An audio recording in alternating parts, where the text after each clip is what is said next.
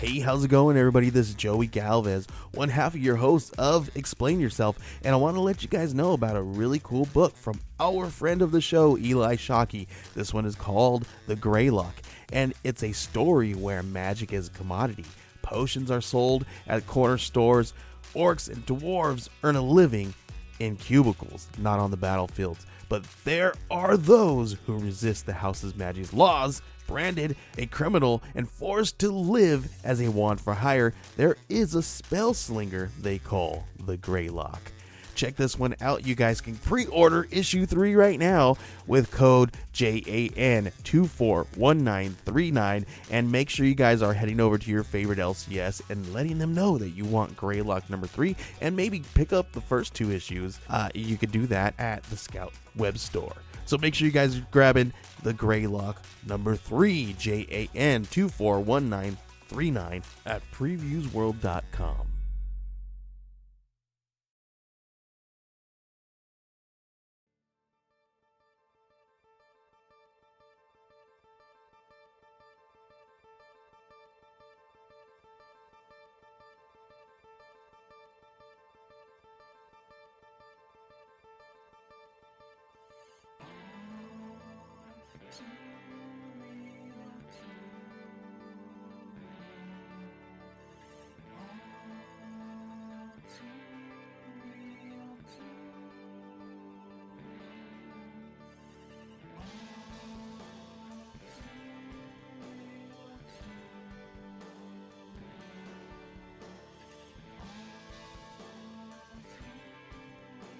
Okay, everybody, welcome to the latest episode of All Too Real 2.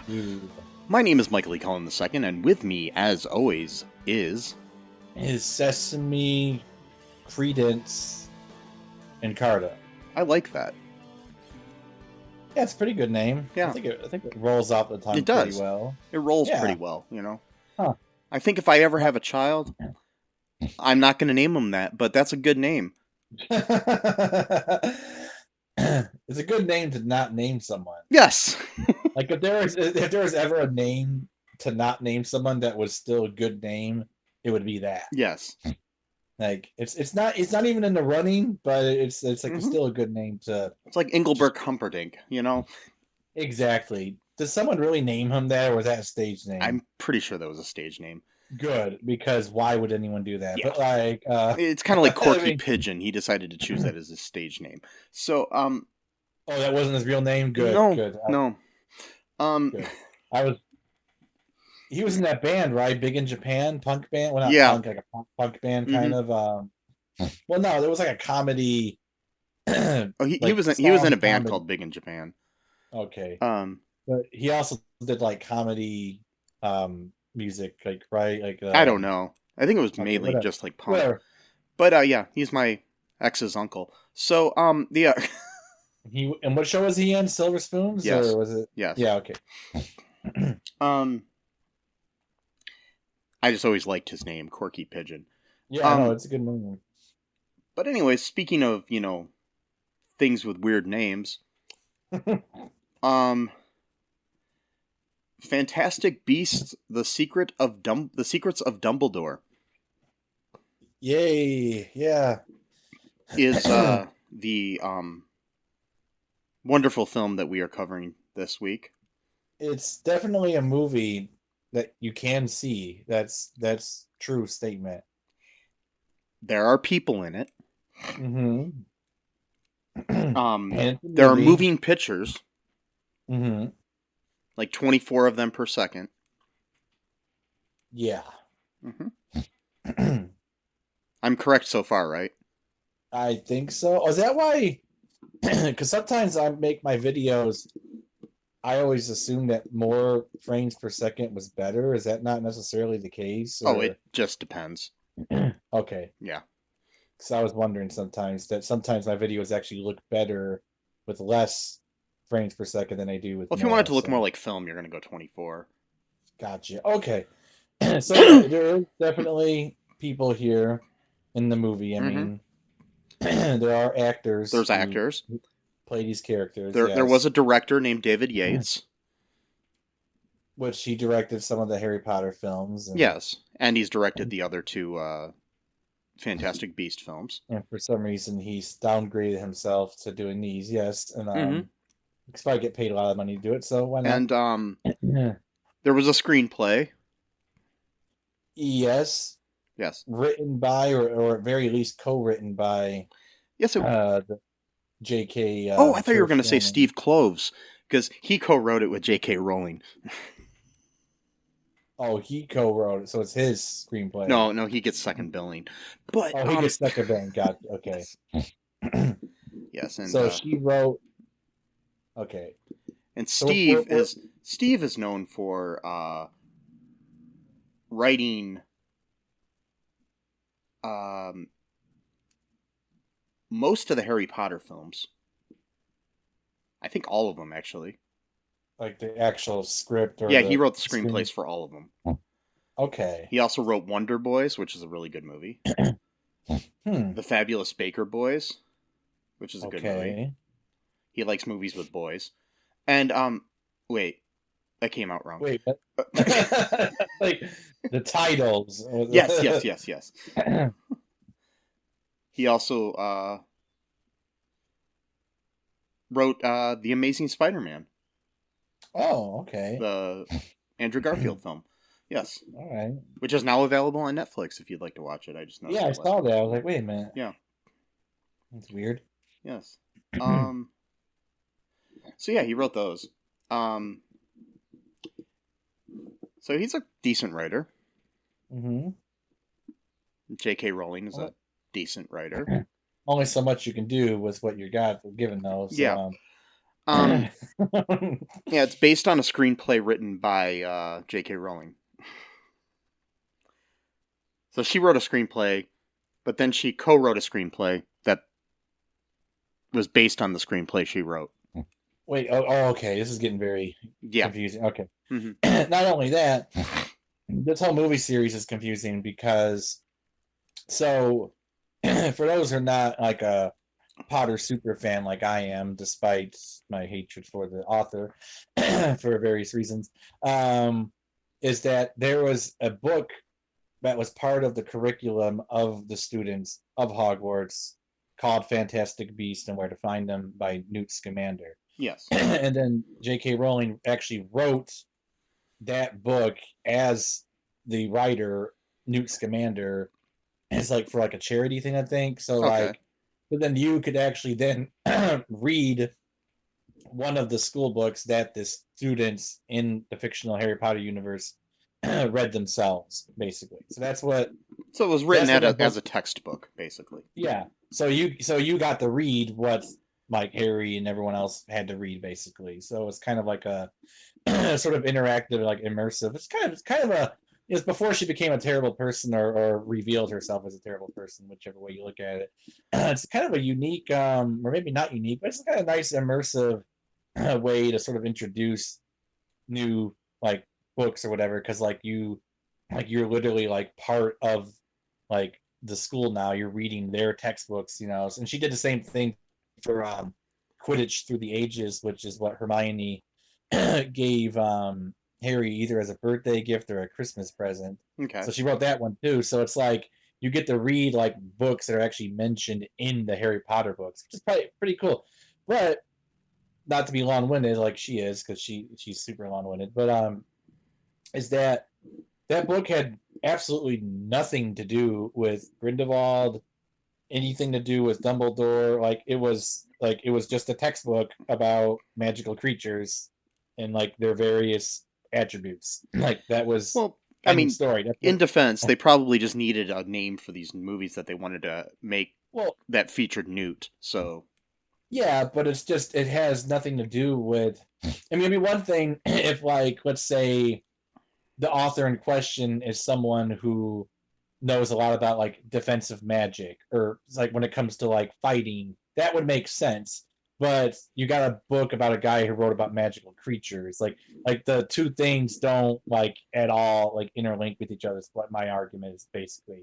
Yeah. Like, because you're all about fighting the bad guy, it would make sense to find a guy or girl who wrote a book about how to fight bad guys, and you're like, oh, well, that makes sense because this person is like super good at like defensive magic, so they'll know exactly the counter spell to use if Grindelwald and his followers decide to like just start shooting killing curses at us or whatever. No, we're gonna get the guy who writes about animals. It's like, okay, So that's my main nitpick of the entire series overall.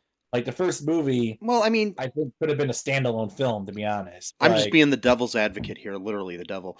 But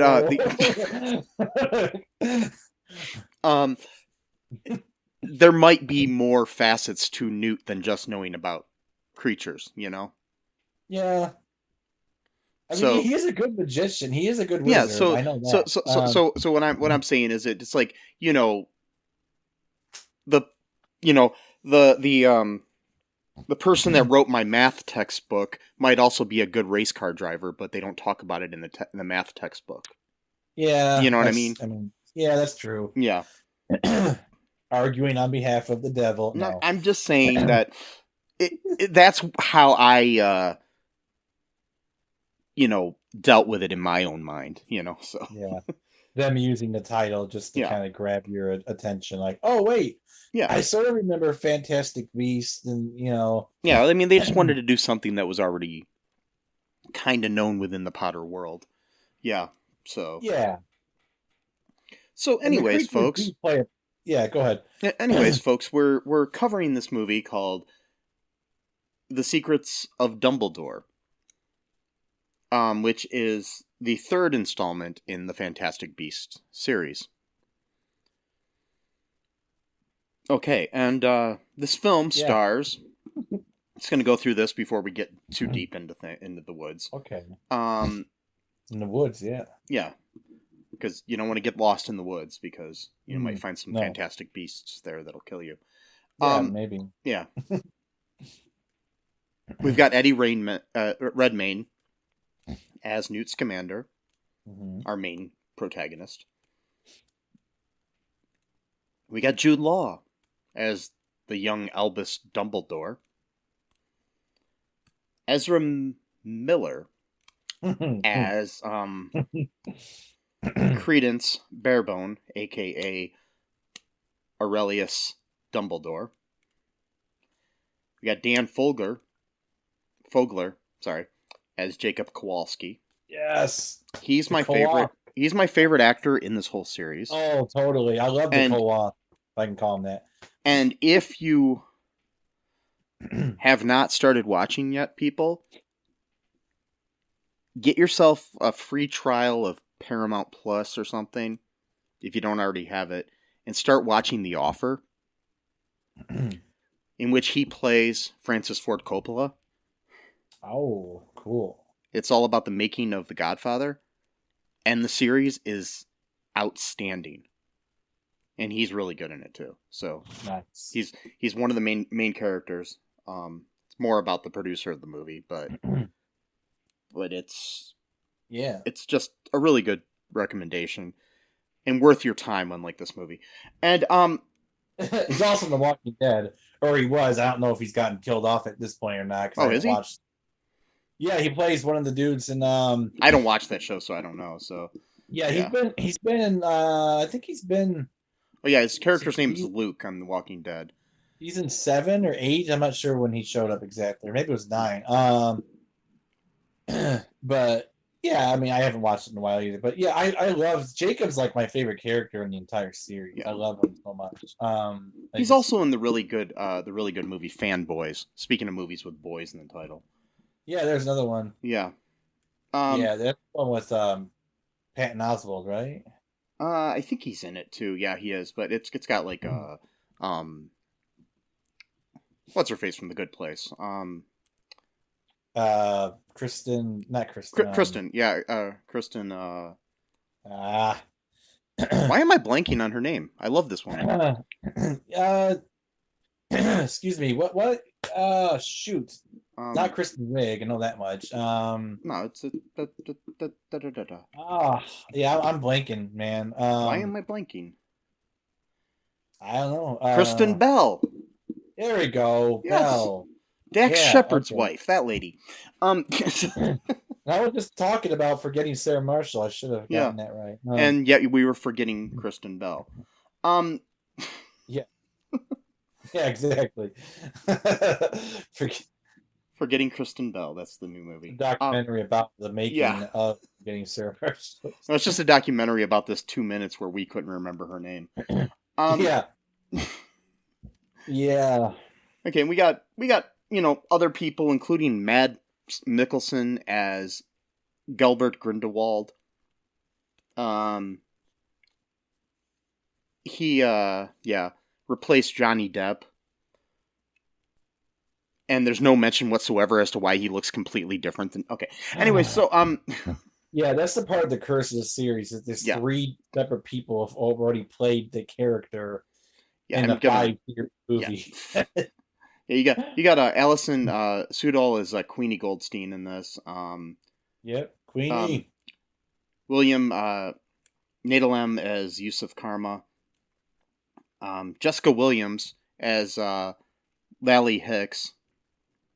Eulalie Hicks, that is.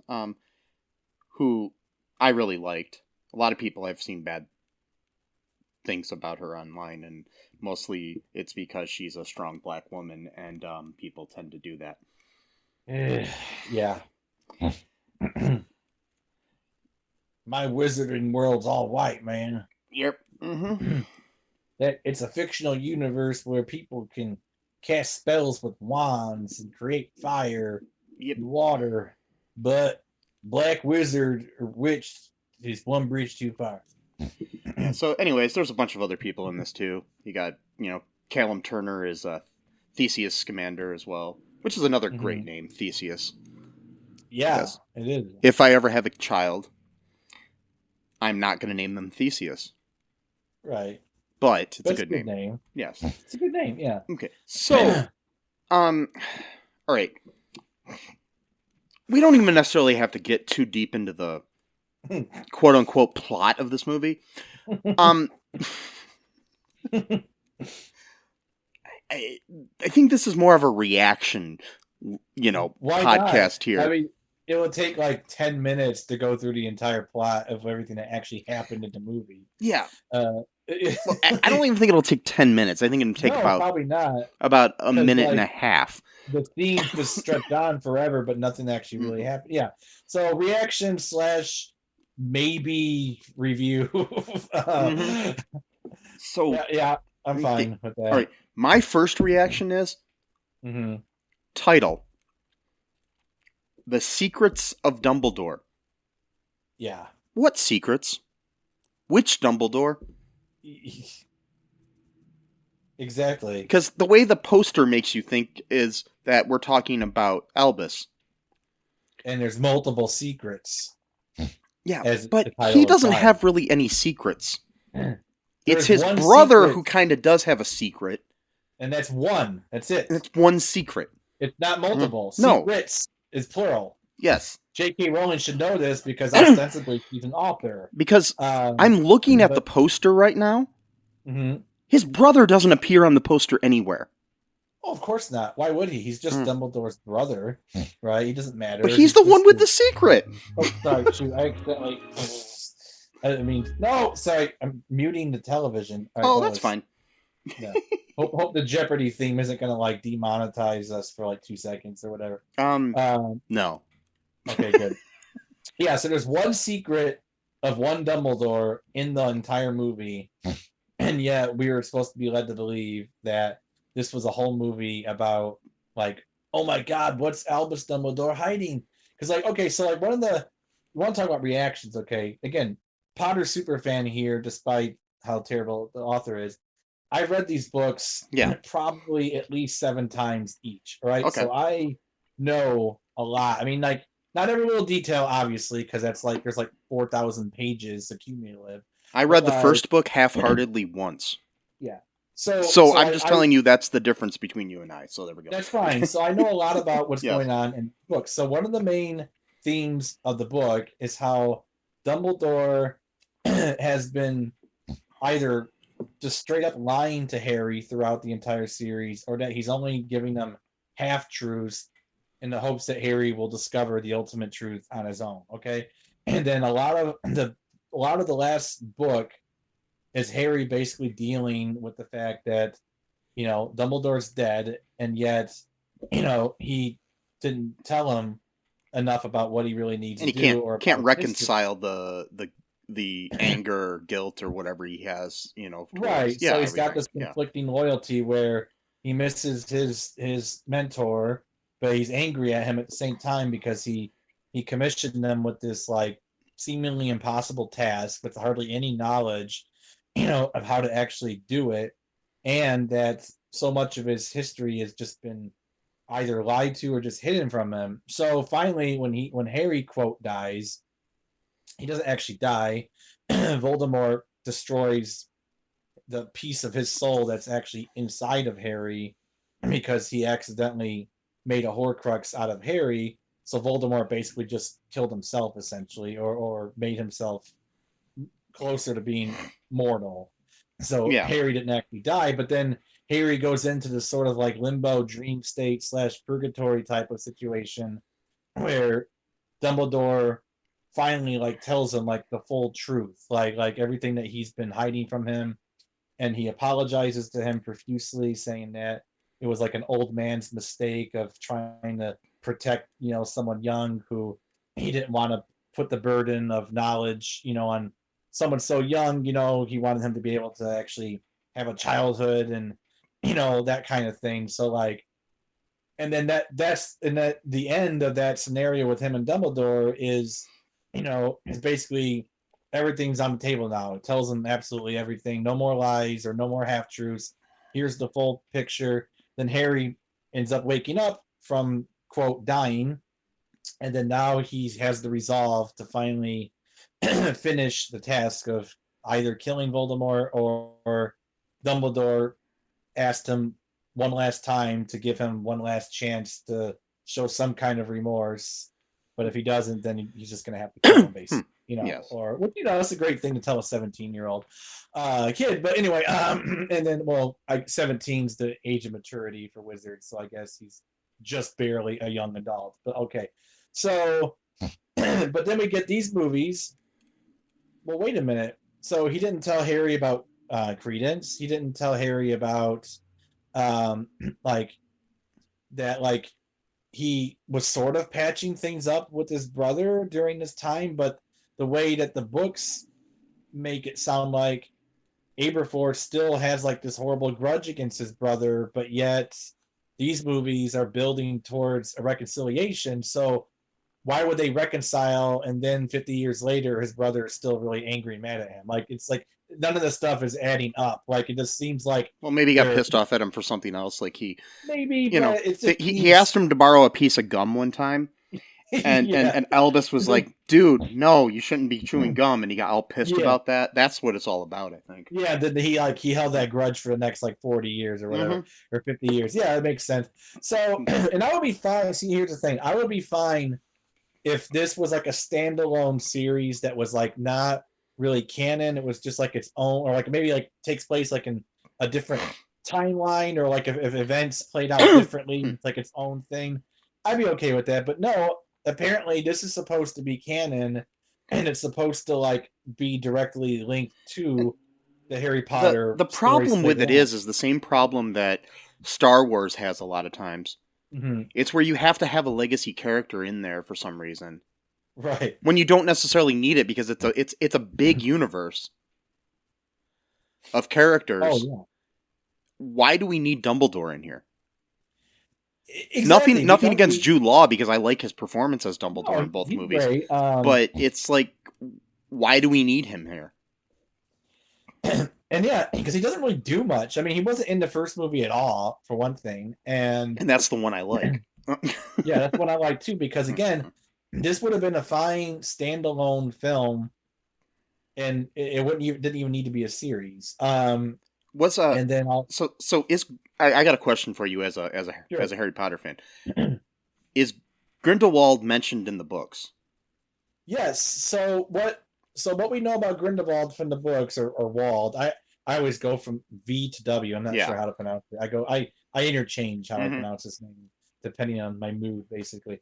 But Grindelwald is known as, like, he's even mentioned on the chocolate card of Dumbledore, because they have like these chocolate frog cards that you get like as like a snack or whatever. Yeah. And it comes with a card of like a famous wizard on it, and it like just tells you a little bit about like their achievements or whatever. And on Dumbledore's, I think it even says like in the very first book, like he was famous for a bunch of things, but also defeating the Dark Wizard Grindelwald like in 1944 or whatever. And so he was like the precursor to Voldemort, basically. Like he had the same exact plans. The only difference is I think Grindelwald actually probably had more of a following than Voldemort did, and actually had more of the wizard community under his control than Voldemort ever did. So it's interesting. I know the allegory they're kind of going for here is he's kind of a Donald Trump sort of surrogate in these movies. Yeah, he's kind of got that. He's a Donald Trump, Adolf Hitler surrogate in a way. Yeah, I mean Voldemort was too, but this one's much more on the nose as far as, well, for one thing, because he actually has a nose, unlike Voldemort, and his returned body. Anyway, exactly.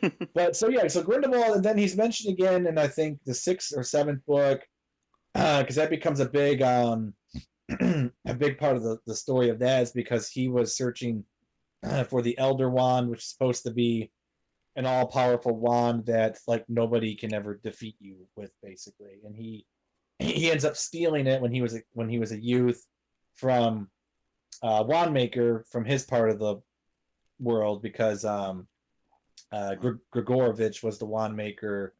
Like, I think it's like Germany-ish kind of area, whatever. Is the relationship between Albus and him mentioned in the Harry Potter books?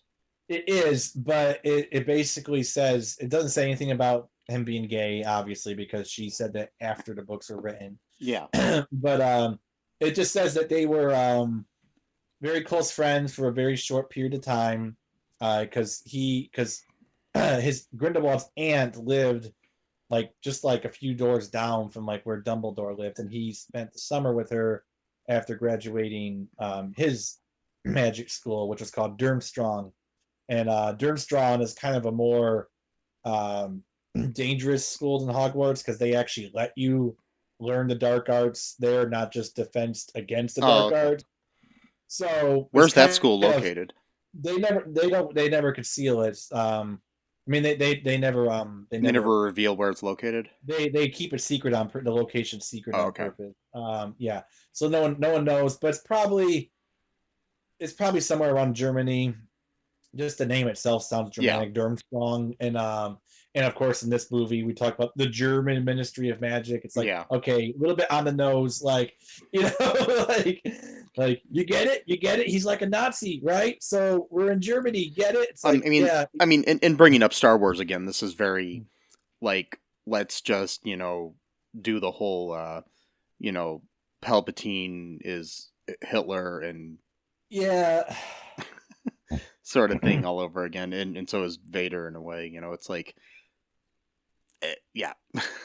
So just to cut it short. So he has mentioned they know about their 2.5-month friendship, where Grindelwald basically kind of put Dumbledore under his spell a little bit, because he was very charismatic, and Dumbledore liked him a lot. So Dumbledore basically was like trying to like convince himself that he agreed with his friend, and he would like write these letters back and forth, like during like the nights of summer, like for their big plan that they were gonna basically take over the world for wizards. But like Dumbledore was like uncomfortable with some things, so he would always like write things back like, but we got to be careful that we don't actually hurt the Muggles, because that's not our plan. So it's like he was like conflicted between wanting to like impress his friend and agree with them, but at the same time he had his own conscience where he's like, we're not just gonna go kill Muggles, like, or enslave them or whatever. So it was like he was like, and I will give J.K. Rowling credit for that, because like, at least from my perspective, I can tell just from how he was writing these letters to Grindelwald that like he was like trying to convince himself more so than trying to convince Grindelwald about like his ideas. Like it was like was trying to fit that new worldview into his own way of seeing things, because he was like he like basically was like in love with this dude. Like, I mean, I would say it's a crush personally, because their relationship consisted of all but 2.5 months in one summer. Wouldn't really necessarily call that like a huge thing, Summer but whatever. Loving had me a blast. Oh wait, sorry. Yeah, but that was it. They knew each other for two. Anyway, so that's getting too far into the weeds of it, but whatever. So it's a known character in the book. We know what he did. We know what he tried to do. Dumbledore eventually defeats him during like a famous duel, and he imprisons Grindelwald in like this fortress, basically like a concentration camp where he himself had created to put his own political opponents in. So Dumbledore just pretty much just locked him up in there in like a tiny little cell, basically. I don't know how he gets food. I don't know how, that's never explained, but like we see in the movies, he's like, and almost he's kind of cruel, almost even for Dumbledore doesn't seem the kind of guy that would. I mean, like, he seems like he's a pretty forgiving dude, but apparently he was that pissed at Grindelwald that he's like, I'm just gonna lock you away in like a tiny cell for the rest of your life, like, Yeah. So that's like the backstory of So we can get back into this shitty movie, but okay. So I mean, the basic plot we got here is that there are these in China in 1932. We got these two creatures called Killins, which are like a chimera sort of creature that has hooves and everything, that is like small like deer-like creature almost. That they're chillins, man. Yeah, they're called chillins. Chillins. I said killin. I'm sorry, chillins. They do kill one of them. So, yeah. So what ends up happening is there's twins here. There's only supposed to be one that they knew that was being born, and so Newt's trying to catch one of them, so they, for the good people. And then you got the little baddies that are working with Grindelwald, trying to catch it too, and then they end up catching one of them. Newt doesn't know that a second one is being born. Blah blah blah. They catch the one, they kill it, and then create some kind of spell to make it look like it's alive. Later on, it's I don't know, but anyways, it's hard because nothing happens in this movie, but it's hard to remember.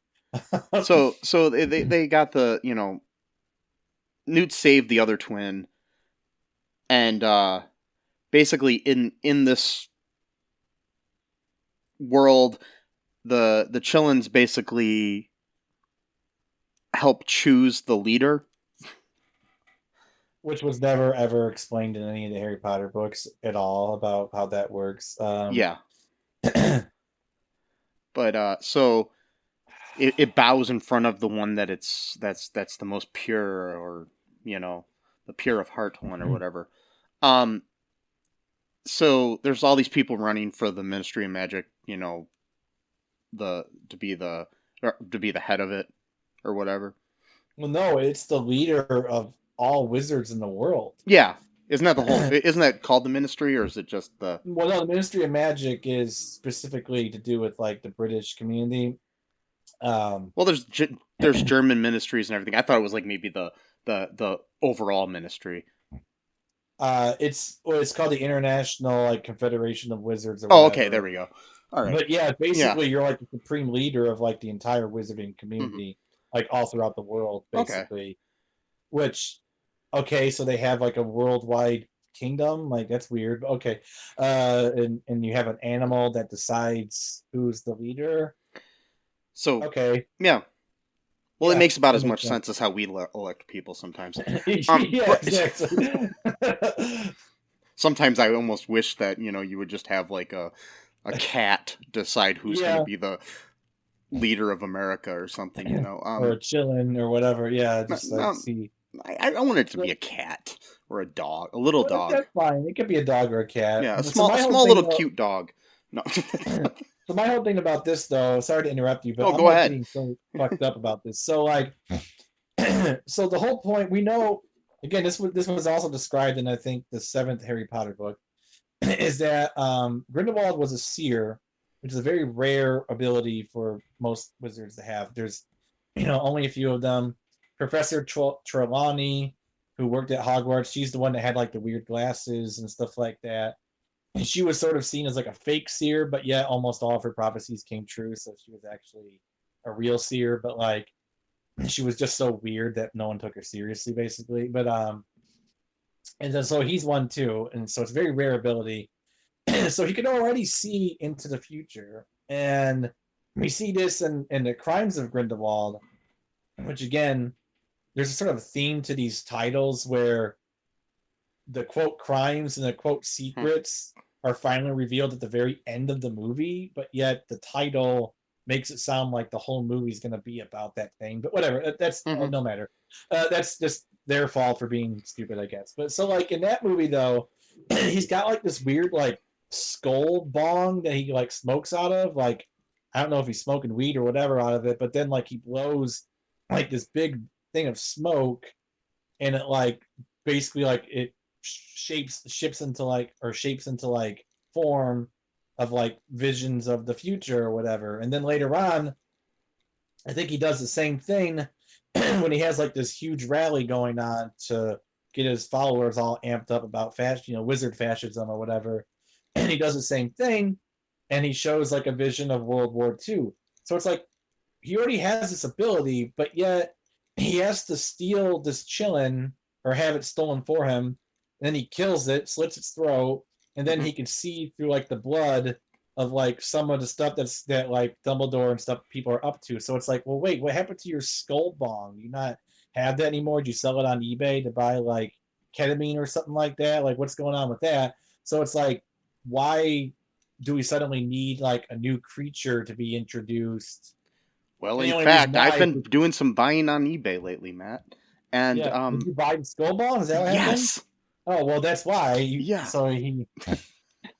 So Grindelwald sold it in the future somehow, and then I've got that. I've also got Luke Skywalker's lightsaber. Okay. And the Rosebud sled from Citizen Kane. Gotcha. I bought all these fictional. So we got that shit. We're kind of skipping all over the place here because honestly, any of the scenes could have been any order in this movie, and it would not matter, really, to be honest. Except for the end. But anything else, it could just be. But you could just splice up the film. So basically, you get the point that this chillin' thing is important. Mm-hmm. The good guys got one. The bad guys killed one. Yeah, and they killed the mother, which is interesting though, because they did the killing spell and didn't kill the mother right away. They had to shoot it twice, and even then, she didn't die until like a few minutes later. So that's interesting, right there. Yeah. That it's got some kind of protective armor against the killing curse, which is interesting. Yeah. So, anyways, then we get to the end where we have a fake election. Yep, fake election. Yes. Where the bad guy pretends that he won, and yeah. And so this is the only fake results of election that happened in the past couple of years. just letting you know, because Trump lost. Anyway, so so anyways, he ends up picking the right leader. Who was this chick that won? Well, first it bows to Dumbledore, and he's like, "No, don't pick me, please don't pick me." So he tells the Chillin that he's honored, but he says, it's actually quite a beautiful line. It says, "Just as there's two of you, there's also an equal candidate here as well." So then the Chillin picks Santos. Yeah, I thought he was going to pick like Aberforth or something, so that would have been cool. Or Jacob, even though he's a Muggle or no mage or whatever. Jacob would have been cool. That'd have been cool. But since he can't really rule over wizards because he's not a wizard, so that doesn't make any sense. But he does have purity of heart, so that's what I was. But Man, there's just so much this movie. Like, I do want to go over through some of it just because of how bad it is. Yeah. But like, so we kind of told you the end already. So yeah, I just wanted to get the plot out of the way so we can nitpick the fuck out of it. So the chilling with the villain, literally in this point, the chilling with the villain that he killed the chillin, and then the chillin died again because he reanimated its corpse essentially through some weird. Which again, that's another nitpicking too. So we're introduced to all this new forms of magic that we never got in the Harry Potter films from any. Not just the children. Okay, understandable. They're just kids. They're just learning. Fine. But none of the adults were practicing any of these forms of magic. I mean, so maybe it's like, just magic that only certain people can do, or it's outlawed or something. Yeah, maybe something happened over time where it's not in vogue anymore, or because there's spells. I mean, even Harry. I mean, we're not all dancing the Charleston anymore, So no, so it could be, because I know in the 6th Harry Potter book, Professor Lupin does mention how spells tend to kind of go in and out of vogue over time, so it could just be something like that, but I don't know. Yeah. So anyway, so Chillin chooses Dumbledore, then Dumbledore's like, no. And then Grindelwald does the Cruciatus curse on Jacob, so that's like a war crime right in front of everyone right there. And then Santos waits like a whole 5 minutes before lifting the curse from him for some reason, but yet she's the worthy candidate to rule all the wizards. Yep. Just let the Muggle ride. She jumps right on those things. She is going to make a good leader, because most leaders, take their time before they decide that they're going to intervene in, some kind of world problem or something, such as the Ukraine. Okay. Anyway, sorry. Or anything else. So I guess Santos is a good leader in that regard, where she's like, oh, here's this person being tortured. I'm just going to watch for 2 straight minutes before I lift the curse. Okay. I guess he's had enough. I mean, what the hell, dude? But so that's the ending, and then of course Grindelwald is just able to escape, there's no security, there's no way of just capturing this guy. He just leaves. You have all of these fucking magicians there. Or I mean magic people, all these wizards and witches and whatnot. And he just leaves. He puts his protective bubble around himself, and then they shoot past the bubble, and it starts breaking, and then he says, I was never your enemy, nor am I now. And then he looks at Dumbledore as he says that. So it's okay, so what's so Grindelwald actually believes the shit he's saying, or is he just still manipulating him? I don't know. But so we forgot too. So the whole last movie, everything's about MacGuffin in these movies, which is fine. A lot of movies have a MacGuffin, but these ones are really stupid. So the second movie, Crimes of Grindelwald, which there's only one crime in the entire movie, and it happens within the last 20 minutes of the movie, just like in this movie. See what my feeling on that is, we didn't see some scenes where he shoplifted. Yeah, well, that could have been possible too. Yeah. Well, actually, there were crimes because they killed a kid in that movie. They took over someone's house and they killed all the family members, and then there was a baby in one of the rooms, and then he doesn't have it. He has one of his followers kill the baby, because I guess that was even too much for him, so he had to delegate that to some crazy French witch. That's pretty hot. But whatever. Anyway, and so. He escapes after the bubble bursts, literally and figuratively, and apparates to wherever he lives in now. And then yay, Santos is the leader. And then Jacob gets married to Queenie. And at the very end of the movie, Dumbledore for some reason doesn't join the wedding, for I don't know why, for reasons I guess. And then he just stands outside. Yeah. Doesn't come to the wedding I have no idea why you wouldn't do that, but whatever. And Tina, I think he's protesting straight weddings because he's gay, and he's hoping that eventually gay marriage will be legal in the United States. So he's trying that was his act of protest. I don't know. Yeah, and then, I'm joking. I don't know. I'm just no, that's not it. And then Queenie, who's also such a cutie pie. I love her so much. She's just so sweet and kind, which makes absolutely no sense of why she joined Grindelwald in the first place, but that's another nitpick right there. Anyway, so, and then Tina... It totally betrayed her character in the first movie, but anyway. It doesn't make any sense at all. Yeah, nothing. There's no way that made any sense. They didn't even try to attempt it. all they did was they dyed her hair a little bit whiter. That was it. Oh, she's a darker version of herself now because her hair is a little bit whatever. Anyway, and so Tina shows up and she is like kind of like now like a big shot in the American Ministry of Magic, which is why they explained why she wasn't in it. So that's the other thing. So Tina is not in the movie at all until literally like the last 4 minutes of the movie. So she's supposed to be one of the main characters of the series. She's not in it. Nagini, not at all. Not even mentioned in the film. She's just gone. Who was she? So Nagini was the woman that could turn into a snake or has the curse where she'll eventually become a snake forever. Oh, yeah. And then she becomes Voldemort's snake later on. So that Nagini plays a huge part in the Harry Potter story. Yeah, so they just threw her in that second movie or whatever. And then she's gone. Yeah. And then like there's not even a mention as to what happened to her. Did the curse finally get her? Like nothing, right? And then so I don't know if the actress just quit because for one thing, she got hardly any. I think she had like a total of like 10 lines in the entire movie anyway. Last movie it came out. Yeah, but an actor quitting or getting let go isn't going to stop them from keeping the character in the movie. No, it isn't. Because so we got Grindelwald. So they literally just did not acknowledge, and then like so, and I think Rowling and co. have now delegated most of their stuff to people coming up with theories on YouTube. And I think they just decide whether or not some of these theories are good for the movies. And I think personally, they're jealous of some of these theories because they're actually better than what's actually in the movie. And I think they just don't use them out of spite, basically, because they're like, oh, that actually was a great idea. Why didn't I think of that? All right.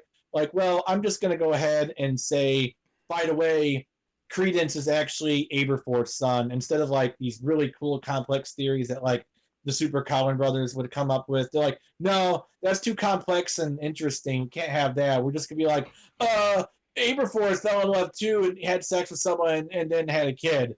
Like, oh, that's interesting. Got okay. Like that was the big mystery. Like what? Like what a letdown. Yeah. I mean, it was. And then Credence is dying in the film because he's what they call an obscurium, which is someone who has suppressed their magic for most of their lives, and that actually gives you like a wizard or witch like a sickness basically because it's like it's pent up. So he's dying from. So he's like constipated basically. Well, it is. It's like wizardly constipation, but it can kill you literally. Yeah. And then, constipation can kill you too. Well, so, it can. You're right. Yeah. So technically, Grindelwald was not lying when he said he was a Dumbledore. It's just that Albus was not his brother; he's his uncle. So he was partially telling the truth, but he was lying as well. And so Credence, as far as we know, is dying. Maybe they'll find a way to fix him up in the 4th or 18th movie or whatever they're going to do. How many? That's the other thing. Why do we need so many movies? That's my other problem. So the whole point of setting up a story is so that the story actually eventually happens at some point. You don't need 3 movies of exposition before you actually get, especially when you're not guaranteed another sequel. Exactly, like for like Legends of Tomorrow, for example, they left off on a cliffhanger and we're never going to see it. Well, maybe, hopefully. Yeah, I mean, a lot of TV shows make a little bit more sense because sometimes you feel like you're hopeful that you're going to get another thing, but when you're a movie that's like produced by Warner Brothers and you're getting millions of dollars in a budget, you think Warner Brothers would be like, hey, can we kind of tie this up just in case it doesn't do that well at the box office so we don't have to make another one? Yeah, honestly, 3 movies is enough. Yeah. You don't need more. You don't even need 3. So the last movie, it just seems like this was like a repeat of the last movie because like the whole last movie was about Grindelwald. He's gaining traction. He's gaining followers. He broke out of prison. And then there's like a big thing at the end where he basically tries to set the entire city of Paris on fire with like his magic fire dragon or whatever. And then they stop it. And then now he's on the run again because he already escaped from prison once. And then he's a fugitive, played by a different actor, of course. And then it seems like the same thing happened again. He's gaining followers. He's gaining traction. This time, though, he actually gets absolved of his crimes, and then he's allowed to run for basically supreme leader of the world's wizards. But again, it's just like, why would you do that? Like, okay, you can absolve some of their crimes, but like, in the next day, you're like, oh, by the way, he can also run for like. And the thing is whether it was Johnny Depp or Mads Mikkelsen, I don't see the charismatic leader in him that you should have with that character, and I blame the writing, not the acting. It's not because you're not showing somebody like you can understand when you see video, even though he's kind of crazy, like of Charles Manson or video of Adolf Hitler or Jim Jones, even why people followed these people. Yeah, I don't see why any of these people, unless they're all under some kind of weird spell that he has over them, like literally a spell. Could be, but we don't know. I don't get why, like with Queenie, for example, is following him, Yeah, so that's a great point. So the whole point of, okay, so one of the things about Grindelwald that differed him from Voldemort, which I liked because, why essentially have the same character twice with a different name?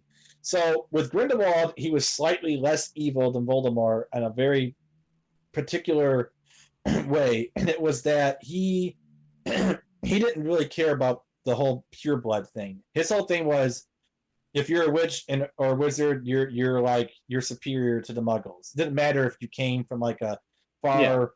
Yeah. So Voldemort though was very much about you not only do you have to be a wizard or witch, you have to also come from a pure bloodline family. So that could have been the reason. That could have also explained why Grindelwald maybe had more followers than Voldemort, because he didn't have that sort of built-in restriction already of like, well, you got to follow me, but you also have to be pureblood at the same time. So he was like, look, we're all wizards and witches. We're better than the Muggles. Doesn't matter if you yourself even came from a family of Muggles. You're special because you've got that wizard gene within you, basically. But then in this movie, they turn him into Voldemort, where he's all about like, oh, Jacob and Queenie are going to get married and pollute our kind. It's like, well, wait a minute. Like, why are you making him into Voldemort when he at least had one thing that was different about him? And then, like, you just got rid of that. Like, Yeah, because they're not really polluting the kind. If they have kids, they're actually creating probably more people with magic, whether they be half Muggle or not. It's still, Yeah, so that was OG Grindelwald's mentality. And the thing, though, is that he did sort of, what's the word? He, not really appease, but he did allow the pure blood fanatics to kind of join him and let their voices be known, because he knew that they would be like some of the most fanatical of his followers. But it could be like a real politician type of person who doesn't reveal their true beliefs until later on, or like a J.K. Rowling who doesn't reveal their true beliefs until later on. That's true. So maybe that's what she was doing. She's like, I am like Grindelwald here. Anyway, so I'm like getting so sidetracked. Okay, so like, why am I forgetting? I watched it twice, and I'm forgetting so much about what happened. So, do you want to take a break and look it over really quick, and then we'll come back? Yeah. Okay, we'll be right back, folks. Hey, I'm Jay Remy, host of No Outlet Live. If you're in a podcast that explore any and everything, check us out. We stream anywhere you listen or watch podcasts, or just type No Outlet Live, one word, in your Google search bar to find the show. Live Saturdays at 7 p.m. Eastern Time on Facebook. No Outlet Live, your road to boredom ends here. Do you like Tessa? Do you think this will be a date that can last? Well, she's not very articulate. And we are back? I guess. Do we have to be? No. I mean, we don't have to do anything really, but that's true. And I don't want to sound negative, folks, because I hope whoever's listening to this does enjoy our witty banter. Yeah. As much as J.K. Rowling enjoys being a TERF. Don't say that. That's a slur now. You're not allowed to say. Oh, I'm sorry. As much as she enjoys being a bigoted bitch. Whoa, don't say that either, because now you're using gendered language. Okay. As much as she enjoys being herself. Yeah, she's allowed to use gendered language, but you're not allowed to use gendered language. Shit, I forgot, man. Those are the rules. Sorry. No, I had a friend who gave me quite an earful. Well, not an earful. I guess you would call it a chatful. If that's even a word.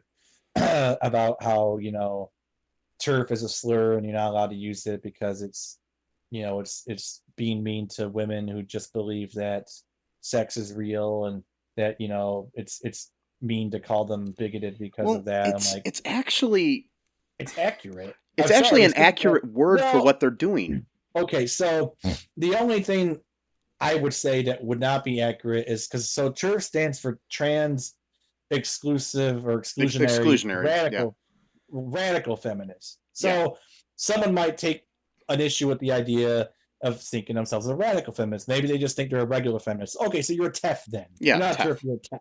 So that's I could see that one point of contention as being fine. Okay, you could take that point. Whatever, it's a half point, really. But I was told you can't say that. We're just feminists who believe that biological femalehood is real, and which again no trans person has ever disagreed with, unless you find like maybe one person on Twitter with like 2 followers, and you're like, look what I found a transgender who said something weird. Yep.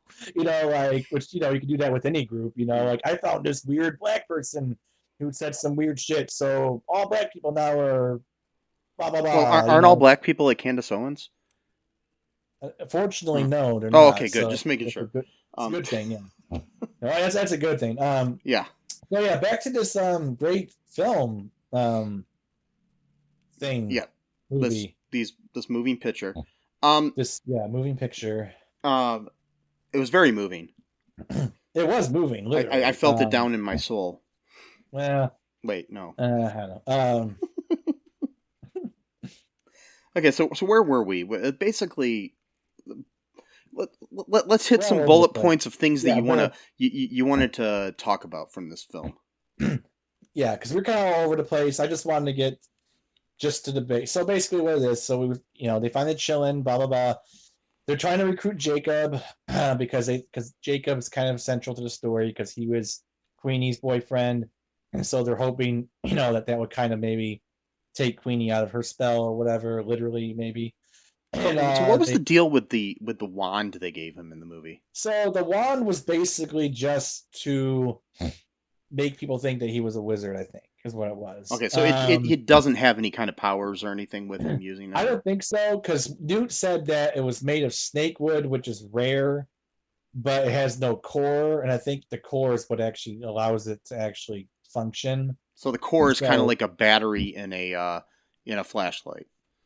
Yeah, so I think technically the wand's just useless, doesn't work. And but you can practice magic without wands, but it's pretty difficult, and only according to the TEF, J.K. Rowling, she said that the only group that is known to be able to practice magic without the use of like instruments is like some group in Africa. So I guess that was her way of saying like, oh, well, I'm saying that black people are superior to the white people now, so that evens out all the racism in my books, I guess. I don't know. Maybe I'm reading into her intentions too much, but it's like, oh, you see, look, I gave them the non-wand magic, so aren't I merciful, whatever. And because he went to Hogwarts, so I think. Well, that's one way to read it too. There's another way that it could be that they're not, smart enough to make wands or something that you could read it. I'm not saying that that's what it is, but I'm just saying somebody that wants to point out any kind of racism could point it out that way.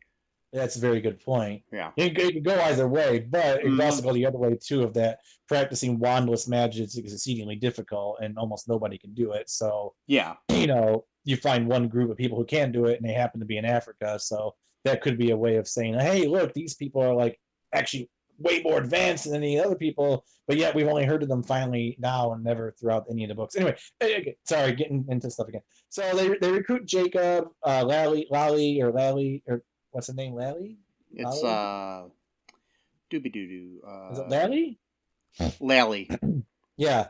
Lally recruits him by basically pretending to be like someone who's in trouble being harassed by some guys, and he goes out with like a shovel or whatever, or no, a pan to like fight him off, and then that like proves his bravery basically. So then she finally convinces him to go.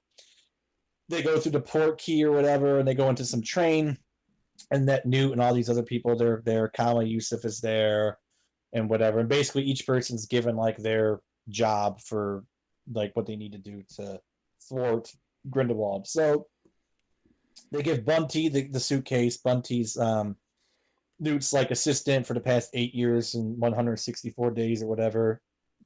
She's very meticulous about that kind of thing.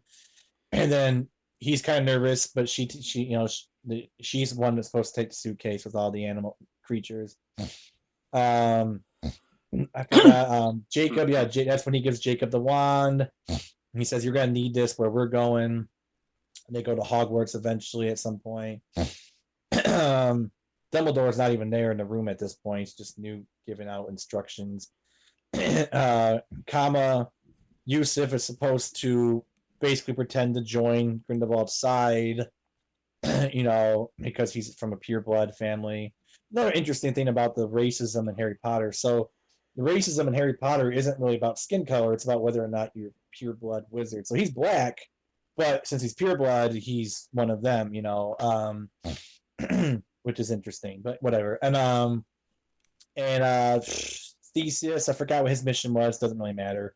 They all go to separate ways with their own separate missions. They go to the German Ministry of Magic. Of course, it's got to be in Germany because Hitler, Nazi, fascism, blah blah blah. It's got to be Germany. And are you still there? Yeah, I'm here. Oh, good. Because I thought your thing. I didn't see your video. Oh no, I'm good. I'm still here. I was hoping the thing didn't just cancel on me. Whatever. So they go to Newt. His mission is that he's supposed to give a message to the current leader, I guess, of the wizarding world, named Vogel, I think, whatever. And his message is, do what is right, not what is easy. And that's from Dumbledore himself. And then Vogel's like, oh, is he here? And he's like, oh, of course not. He's at Hogwarts. Why would he be anywhere else when the whole world's burning down? So he's basically calling Dumbledore a hypocrite, like, oh yeah, do what's right, not easy, when he's holed up in his castle or whatever, which is not true, but that's what he thinks. And then and so he ignores, the message, and he says, no, actually, Grindelwald's absolved of all of the crimes that he's been accused of, and he's a free man now. So all of his followers like, yeah, fascism rules, woo, let's go kill the Muggles, ha ha ha ha, whatever. And they're like, no one sees a problem with that. They're like, oh, yeah, that's totally normal. Yeah, let's have these fanatics like running around now. Let's let the lunatics run the asylum here. Yeah, well, again, very, very, common thing going on these days in certain countries.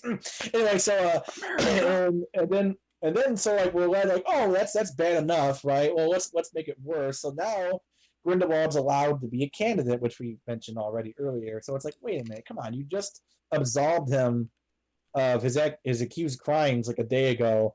Now you're letting him run to be essentially the king of the entire wizarding world. Like, maybe, like, okay, here's a weird example. Okay, so like, let's say someone was accused of like just being violent towards someone, like whether it's through kids or a spouse or whatever, and the person's known to be an angry person. Yeah, got an angry disposition. So let's say there's not sufficient evidence to try them or whatever, or sentence them or whatever.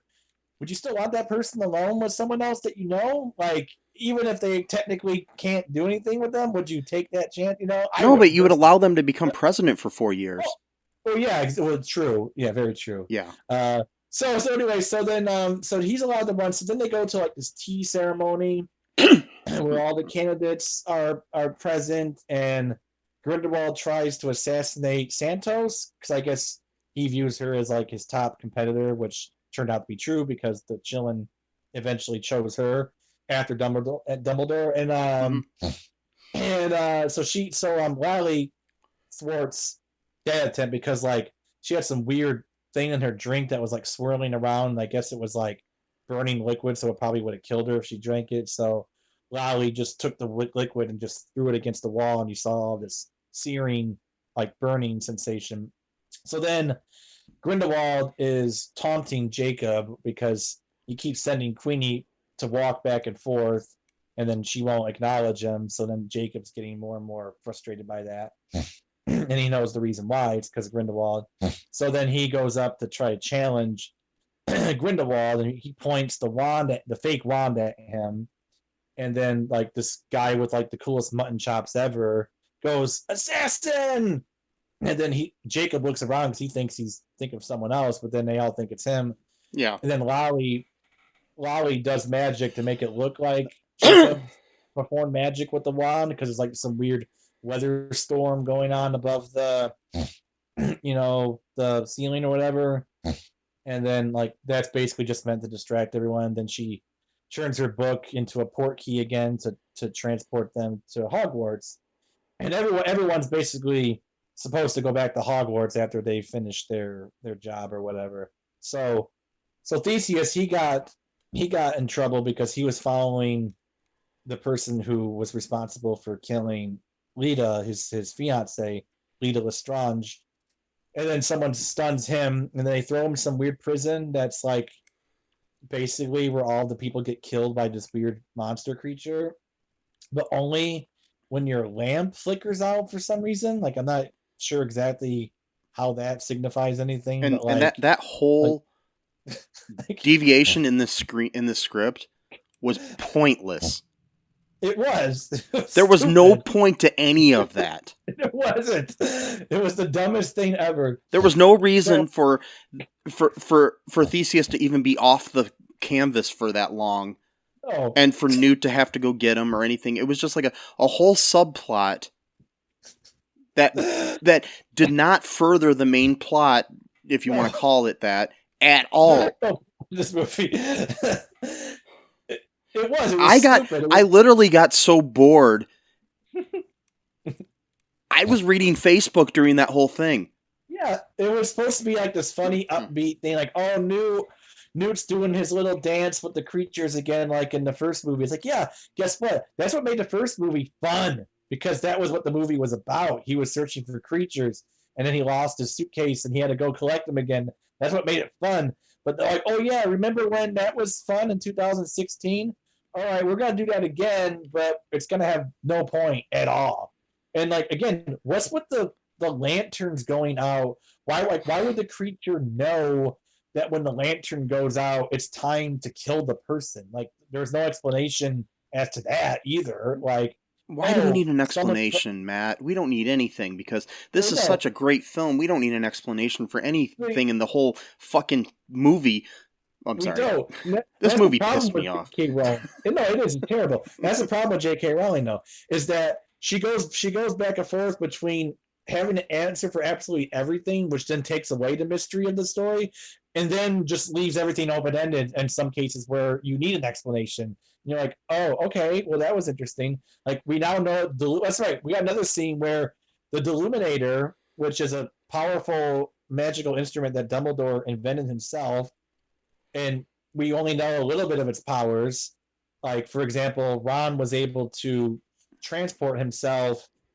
Whenever Hermione said his name out loud, it would transport him to like where they were at. He went away after a while because he got mad and he got frustrated. So he left them for a while.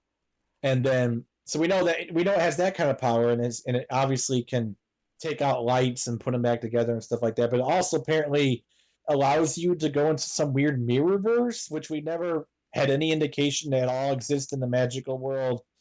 Which it seems to me almost like Doctor Strange is coming out, so we're gonna make a movie around coming out at the same time, and we're gonna have like our own mirrorverse thing. That's what it seemed like to me, almost like we're gonna just copy off Doctor Strange essentially. And so he uses the mirrorverse to fight this like battle with Credence, but since they're fighting in the mirrorverse, nobody really gets hurt. Which again, if that was a form of magic that actually existed, then why later on in the Harry Potter movies and books, Muggles are being killed and hurt because there's like battles being fought in their side of the town or whatever, if you could just fight these battles in the Mirrorverse. Is that just like magic that got lost? Unless it's some kind of magic that only Dumbledore could use, and he decided to stop using it. Possibly, whatever. I don't know. Anyway, so the crab scene was stupid. He gets Theseus out. The creature kills the warden because his lantern went out, and that's the time when the creature kills you for some unexplained reason, I guess. I don't know. And then they go out. They're in Hogwarts basically. They got to apparate, or they got to go to Hogwarts, and then that's where Jacob is like kind of joking about his wand because like, oh, that's a really cool wand you got there. He's like, yeah, whatever it is, what it is. And they're like, where'd you get it? He's like, yeah, it was a Christmas gift. And they're like, wait, what? Like, you don't get your wands for Christmas, like that's when I got mine. Oh wait, no. And then of course the Slytherins, because Slytherins always got to be bad no matter what, according to Ron. I wouldn't be surprised at this point if J.K. Rowling just retcons all Slytherins as being trans just because of how much she hates both of them, So it's like, I wouldn't be surprised if she writes an article on Pottermore. It's like, guess what? Voldemort is a trans woman now. Deal with it or whatever. Wow. Like, okay, whatever. And I'm like not even joking. Like I wouldn't. Yeah. Like I wouldn't be surprised if she's like having like a wine mom moment where she's on Twitter and she's like, a trans person said something mean to me on Twitter yesterday with 12 followers, so I'm gonna screenshot it, and now I'm gonna go and rewrite the entire Harry Potter novels just to get back at the all-powerful trans lobby or whatever. Who knows what she's thinking? I honestly think she's mentally ill. Well, she just needs to read some stuff, from George Lucas or Tolkien, and just crib from it and then create her own series again. I'm sorry. Yeah, that's basically what fucking Harry Potter is. So here's the thing: I forgot to mention this. I know I'm like my thoughts are so like just convoluted today, or however you pronounce it.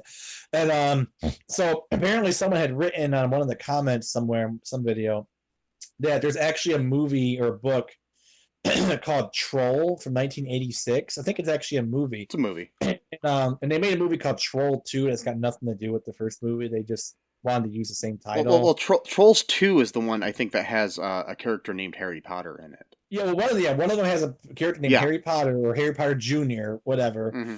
Who learns magic, basically. Yeah. I'm like, wow. Anyway, so not only that... It's a completely different type of character, though, so I'll give her that. Well, so, okay, fine, or whatever. And but then, she obviously probably stole the fucking name.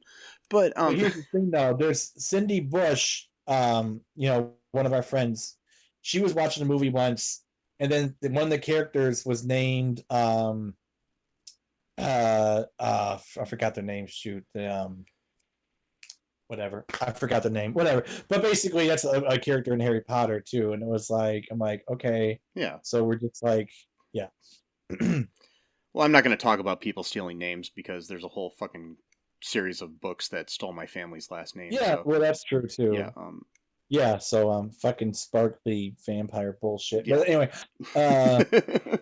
So they go to Hogwarts. The Slytherins are mean because Slytherins are all evil and all the good people are in Gryffindor. Blah blah blah. Okay, binary worldview. That's how Rowling sees the world. Okay, and then they leave Hogwarts after Dumbledore gives them like their next mission. Oh, here's another retcon thing. So Dumbledore claimed to Harry, which again proves that he was lying to him again, that he never discovered the Room of Requirement, which is basically the room just changes depending on whatever you need it to be. But it's like a secret location somewhere like on the top floor, one of the top floors of the school. Okay.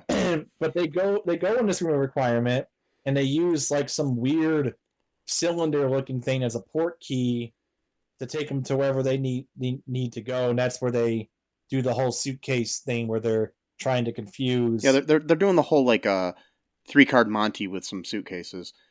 Yeah. Where Jacob even that's what Jacob calls it. Then so that's where we end up, where they're basically another pointless scene where you've got people opening up the wrong suitcases. Oh my god, dude! Like, yeah, it's just like, oh my god, and there's like hardly any action. It was literally like, when you're taking a test in school that you really don't want to take. But you have to take it to pass the class. That's how I felt watching this movie, because it's like I've watched all the Harry Potter movies. I've watched the other 2 Fantastic Beasts movies.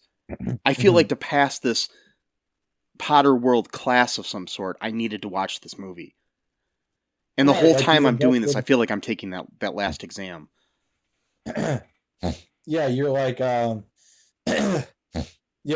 you're invested. That's what I'm saying. Like, people are saying on like the Super Carlin Brothers thing, like Warner Brothers needs to like hire your guys to just come up with stuff, because their theories are so much more interesting than what, like, they had a theory where they thought maybe Jacob was actually a descendant of Helga Hufflepuff, but he just happened to be like, he couldn't practice magic. That would have been kind of cool.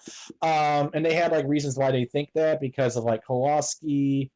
It meant something in Polish, but then it translated to like, so that would have been kind of a cool thing. No, we're not going to use that. In the wand issue, they're like, well, maybe we're going to be introduced to like a concept in the Wizarding world where like people have like various degrees of magic. So it's not so much of whether you have magic or not. Maybe some people are like super, super good at magic, and maybe someone just has like a little smidgen, just a tiny little, like maybe they got good luck or whatever, you know. No, not going to do that either. I'm like, okay, that was a cool idea, but no, I guess we won't do that. The wand's just fake. Well, okay, that was stupid. Or they're like, oh, well, what if the wand was bewitched itself to like perform magic no matter who was using it? Like, oh, that would be kind of a cool thing. No, not doing that either. So it's like, you got these guys on YouTube who, that's pretty much their job. They just come up with these theories and make YouTube videos.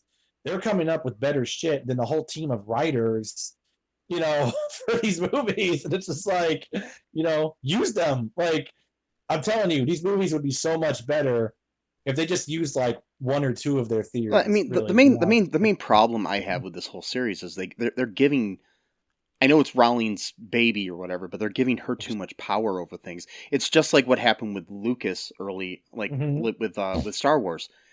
When you give one person too much control over everything, you get either redundant or just weird stories that make no sense in continuity.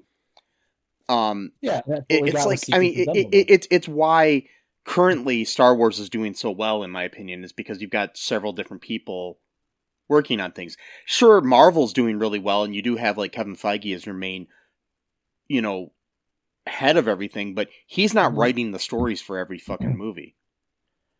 And and you know, like with like Star Trek, you've got several people writing all the different television shows and movies and stuff. So it's, you know, you've got good stories there. And it's like even the Duffer Brothers have this like control over Stranger Things, for example, of something else that came out recently, but they're not writing every episode. And so you've got like other voices in the room, whereas it feels like it's just Rowling kind of pulling the strings here and nobody's telling her no. Well, that's what happens when you're richer than God. Yeah. You know, nobody will tell her no. It's exactly what it is, and she has to. And that's part of her. That's part of her problem as both a writer and as a person, is that she has to be in complete control of, you know, her own story, her own narrative, her own books.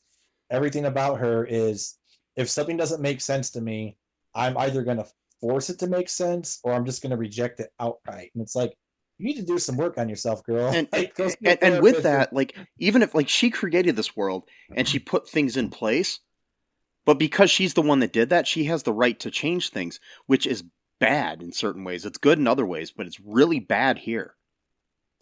Well, yeah, exactly, because there's no explanation to the retconning, for example. If there was an explanation, I'd like to hear it. Maybe we'll get one in like the 47th film of the series or whatever, coming out in 2049, but like, yeah, when right now we've got, you know, Eddie Redmayne is using a walker to do his fucking, you know, he's got a magical walker or something, you know. And then like Jude Law will actually look like Dumbledore in the movies. Like, you know, for real, you can already see his beard's graying a little bit since like the last movie came out and stuff. So I don't know, man. Like I tell you what, I'm giving this movie a 0.5 star out of 5. Yeah. Or maybe out of 10 even, really, to be honest. That's about what I feel, and I mean, yeah. I think we've said enough about how... Yeah, we have. About this. And I mean, there's a lot of things. I mean, the main thing that really pisses me off, too, is the fact that you've got this magical world, and you can't explain to me why... why Grindelwald looks different than he did in the last movie. Or 3 movies, because, I mean, he was different. Well, he was different in the first one, but then he became Johnny Depp at the end because he had they explained it in that one. Right, he took over, like, He took over, I mean, because, like, Colin Farrell was him in the first one, but he was, like, he was posing as somebody else. And that made sense. Yeah. But this time, it's like, they want us to believe that this guy who had a weird eye in the last movie, I can accept the hair being different, Yeah. Because people change their hairstyle from time to time. But did he get new contacts or something? Like, what? It's right, because, he had, like, one blue eye, and then the other one was, like, brown or something. But it's like, but it's like he's meeting with Jude Law's Dumbledore, and it's like, acts like he looks like Johnny Depp, like he looks like the same dude, and it's like, no, he's a different guy. He's got a different accent, for crying out loud. He does. He looks like a Bond villain, or maybe James Bond himself in, like, a new series, is what he looks like. Well, Mads Mikkelsen did play a Bond villain in Casino Royale. So, yeah. Maybe that's why. Maybe that's why I was thinking of him. Yeah.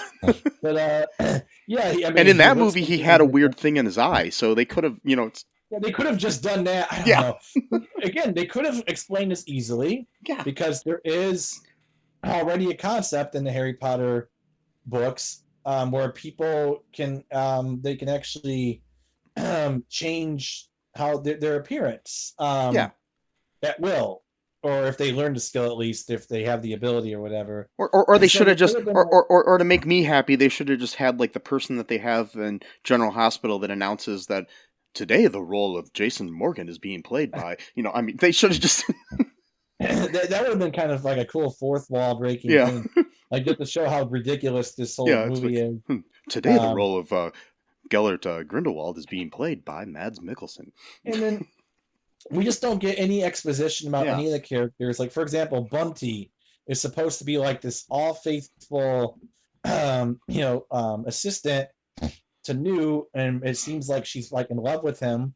And then, like, Newt, like, barely really acknowledges her. Like, it's just weird. And, like, but yet she stood by him this entire time, and she was given, like, the most important role. She was the one that had the real second villain. And so that was kind of cool. Like, oh, wow, Bunty finally has, she saved the day. Important. And then, like, it just glossed over. It's just like... They should have made Bunty the new head of the magic people, whatever you want to call it. Yeah. Why not? She's the one that had the real chillin', which, again, the name chillin' just makes me feel weird. Like, chillin', man. Like, the thing I found funny is, like, when the fake chillin' bowed in front of Grindelwald, I was like, the chillin' likes the villain. Yeah, exactly. He's chilling with the villain, literally. Yeah. That would have been a good thing they would say as someone in the audience is like, hey, he's chilling with the villain or the crowd or whatever. And then, oh my God, dude. And then, like, again, Nagini, it's like, Nagini is an extremely important character in the Harry Potter, like, all 7 books. We know Nagini is important to Voldemort for some reason. And we finally progressively learn more why she's important to Voldemort. And then you can't just have her in one movie where she's got like 10 lines, and then the next movie she's just gone and no one even acknowledges her at all.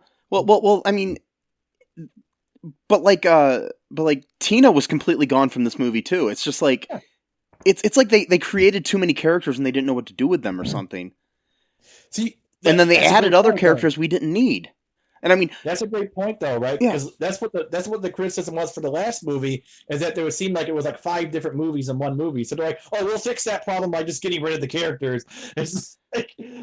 But they added more characters. No offense. I mean, I thought Jessica Williams was great, but they added like Lally and other characters that they didn't necessarily need in this. But I mean, I'm happy that they added her because I have a crush on Jessica Williams. But the the whole it's just weird that, you didn't necessarily need her character, and that's nothing against her at all, because she's a great actress and beautiful person. But, I mean, the things she did in this movie, you probably could have had Tina's character do. Yeah, well, at least they explain Tina's absence. Well, they explain it, but that still is adding more characters for the sake of adding more characters. Yeah, I know.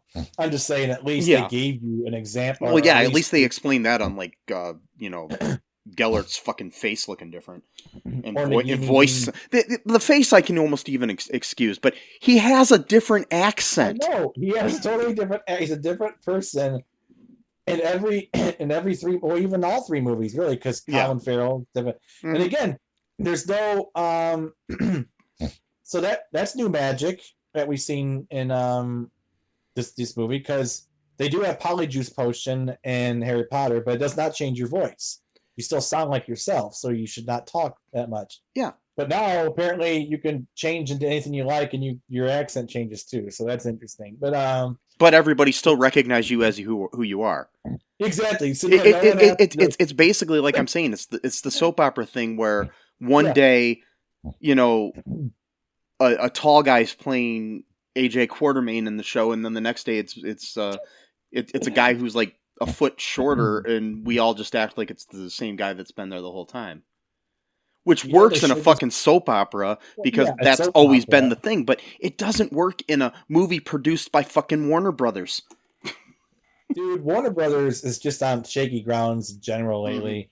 I mean, especially with Ezra Miller, because not only do you have them in one movie, you got them in two movies, and there's such a bad PR. How do you defend someone who's been like starting fights with like multiple families in Hawaii for like the past 2 months? Like, and they're like, oh well, we can't recap now. Like, and I mean, I understand they can't really do anything about their appearance in The Flash, because they've already shot all the scenes. Okay. So it's like, that movie's basically in the can, and it's not like you can just replace Ezra with somebody else. So, yeah. But damn, it's just Warner Brothers is having a hard time lately, which I don't really care that much, because they kind of stood by J.K. Rowling without really giving very, very timid response of like, oh, we believe and everyone should be themselves. Like, we're not going to have her as part of the reunion on HBO Max. Yeah, so that's our way of... I don't know why I just went into a Lorne Michaels voice, but... yeah, whatever, it's fine. So, yeah.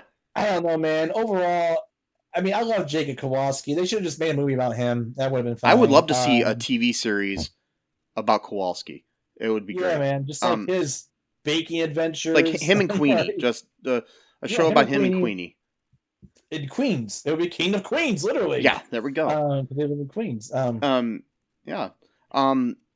That's the new King of Queens, by the way. It's Jacob and Queenie. Yeah. I mean, yeah, it is what it is. It's appropriate we're covering this during Pride Month. But yeah, I didn't think about that actually. Yeah. That's a very good point. Yeah. Especially since she actually shared an article on Twitter a couple of days ago of like some bisexual or gay guy, I forgot which, basically saying that like the existence of trans people makes like homosexuality impossible. So like being trans is inherently homophobic, I guess, or something like that, or innately homophobic. Oh, nice. So that's a great way to start off Pride, right? Yeah. That's who she is, though. We know she's a terrible person, and if you disagree, then you're either just completely ignorant of reality, or you just happen to agree with her hatred. Yep. Either of those two. That's it. Well, I guess that's about all we got to say about this. Yeah. Anyways, hope you enjoyed this episode, folks. Check out all2real2.com.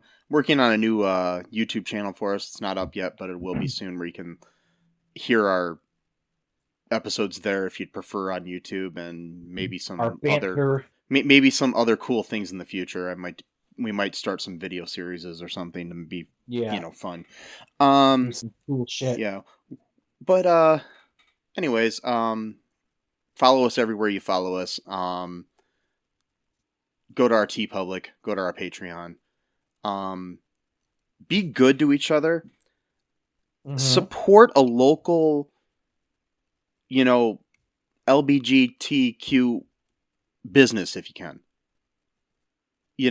Or donate to some charity that's going to help, prevent assholes from bringing down any person in that community, right. And don't be fooled by the whole, rainbow everything in the world, because, you can buy a Pride shirt at Walmart, but that doesn't mean Walmart doesn't support Mitch McConnell. Right. Yeah. Or get fucking Gayo mayonnaise. That may have been photoshopped, so I'm not sure if that's real or not. But just don't, be careful what you support and what you don't. And, if you're a straight person, don't eat at Chick-fil-A for this month. So there you go. That's a good way to Popeyes. It's just as good. It might even be better, even. Yeah. But look into them too. See what they donate to. I don't know. But just make your own chicken at home, basically. Yeah, that's good. Make sure who you buy the chicken from. Oh, anyway, so the Titan, they were doing things during pandemic with the. but anyways, until next time, love one another, people. Just be kind to one another and be good. And bye-bye. Thanks for listening to All Too Real 2 podcast, a Cullen Park production. Produced and edited by Michael E. Cullen II. Music by Matthew Hawes. Subscribe and share the show. Visit us at cullenpark.com.